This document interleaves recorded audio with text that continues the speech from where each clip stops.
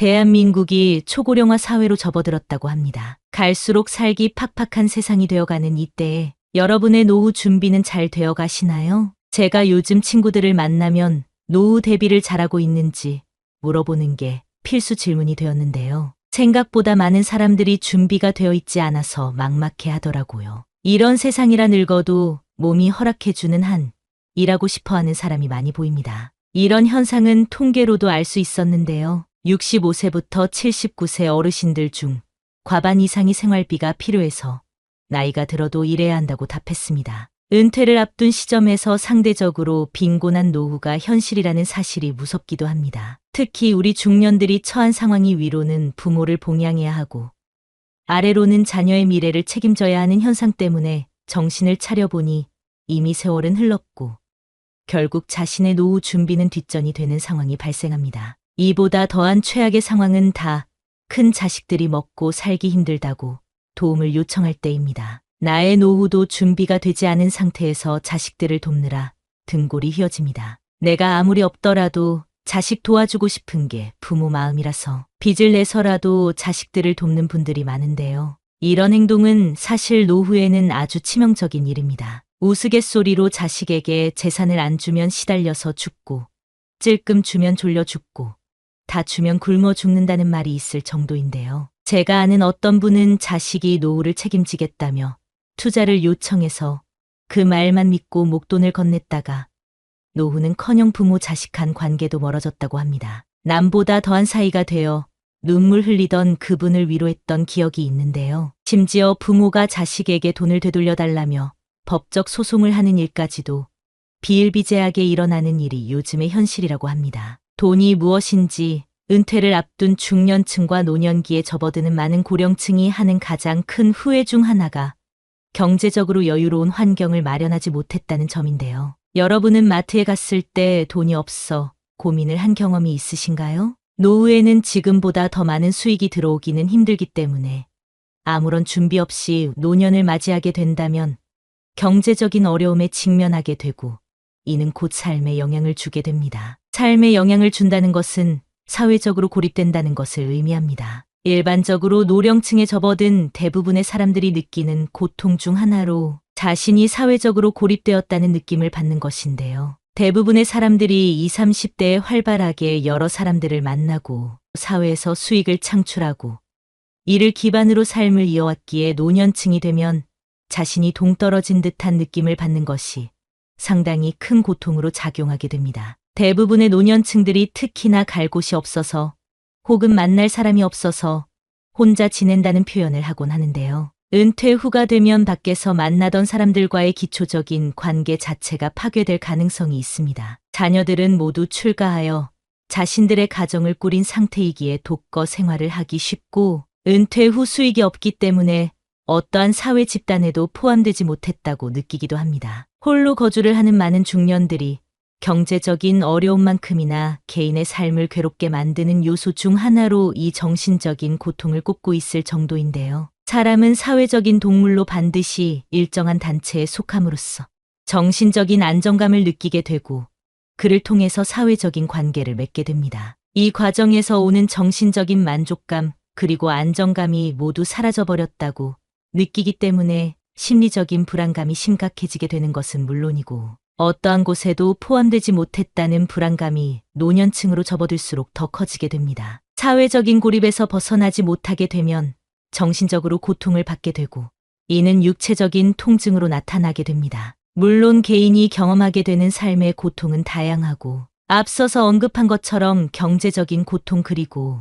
정신적인 고통 역시도 상당히 큰 문제로 꼽히지만 특히나 문제가 되는 것은 건강상의 문제라고 할 수 있습니다. 우리나라 노년층의 경우 특히나 다양한 질환에 노출되어 있어 문제가 되는 경우가 많습니다. 매년 5만 명 이상 증가하고 있는 치매 환자의 숫자만 보더라도 확인이 가능합니다. 치매는 개인의 삶뿐만 아니라 가족에게도 상당히 큰 피해를 입히는 질환 중 하나인데요. 최근에는 치매를 조기에 발견하게 된다면 얼마든지 대응이 가능한 치료법들이 개발된 상황이기에 조기에 검진을 하게 된다면 골든타임을 놓치지 않고 치료를 하는 것이 가능한 만큼 건강에 대한 관심을 기울이는 것이 중요합니다. 건강에 들어가는 돈만큼은 아끼지 마세요. 근본적으로 노년으로 접어들수록 건강상의 문제가 발생하기 쉬운데 관절이나 뼈가 정상적인 형태로 유지되기 어렵고 영양 불균형으로 인해 면역 체계 역시도 안정적으로 유지되지 못하는 경우들이 많습니다. 그래서 중년 이후에는 유행 질환에도 상당히 취약해진다고 합니다.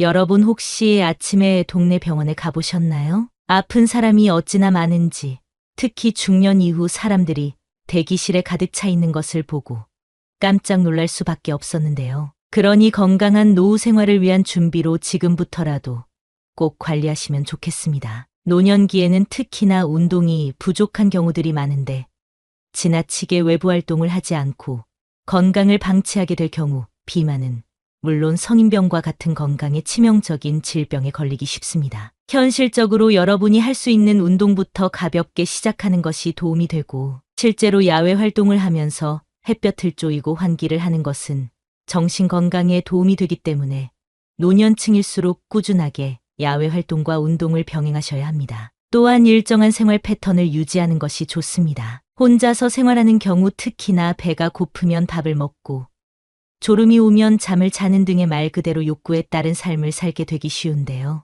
이런 경우 실제로 면역력에 문제가 발생할 가능성이 매우 높아지기 때문에 일정한 생활 패턴을 정하고 그를 준수하도록 노력을 하는 것이 건강 유지에는 최고입니다. 이렇게 건강 유지를 하면서 활발한 노후 생활을 위한 대비도 잊지 마세요. 제 주위에 은퇴를 준비하시는 분들은 다들 재테크를 공부하고 계십니다. 적은 금액으로 주식을 하거나 투자에 관심 있는 사람끼리 모여 어울리기도 합니다. 나이가 들면 노동만으로는 버는 것이 한계가 있으니 여러 방법을 알아보게 되는 것 같습니다. 이렇게 관심사가 비슷한 사람끼리 모이면 할 얘기도 많고 관련 활동을 할 때 시너지가 나게 됩니다. 무언가를 배울 때 같은 환경에 있는 사람과 함께 공부하면 그 효과가 배가 되는 것과 비슷합니다. 노파심에 말씀드리자면 최근에 노인을 노리는 사기가 굉장히 많아졌습니다. 목돈을 쥐고 있는 상황에서 누가 돈을 쉽게 불리게 해준다고 해도 믿지 마시고 확실한 내용인지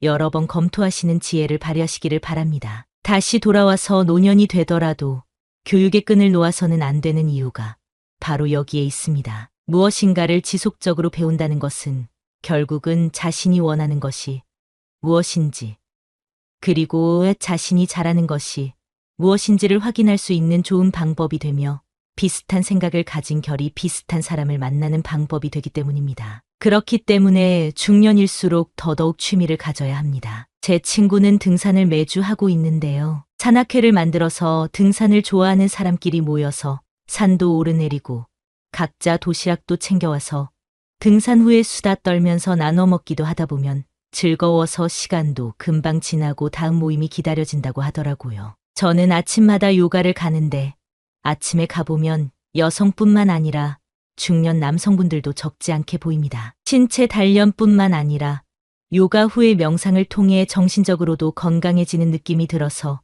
개인적으로는 정말 추천드리고 싶습니다. 이뿐만 아니라 주위를 둘러보면 정말 많은 취미 활동이 존재하는데요. 주민센터에서 운영하는 프로그램이나 친구가 가입하고 있는 동호회나 모임에 참여하면서 가끔씩이라도 사람들을 만나고 대화도 나누면 더 열심히 살고 싶은 기분이 들곤 합니다. 피곤하게 매일 같이 만나는 것보다는 나에게 도움이 될 정도로만 만나시는 것을 권장드립니다. 중년이 되면 정신적으로 우울감을 느끼는 분들이 점점 많아지는데요. 정신적으로 우울감을 느낄수록 더 많은 활동을 하고 대화를 할 수 있도록 대외 활동을 활발하게 하는 것이 분명하게 도움이 된다는 사실을 꼭 기억하세요. 중년에 접어들었다고 해서 현실에 안주하지 마시고 꾸준하게 할 수 있는 일을 찾아놓는 것이야 날로 더 나은 삶을 위한 방법이라는 사실을 잊지 마세요. 여러분의 노후가 건강하고 행복하기만을 바랍니다.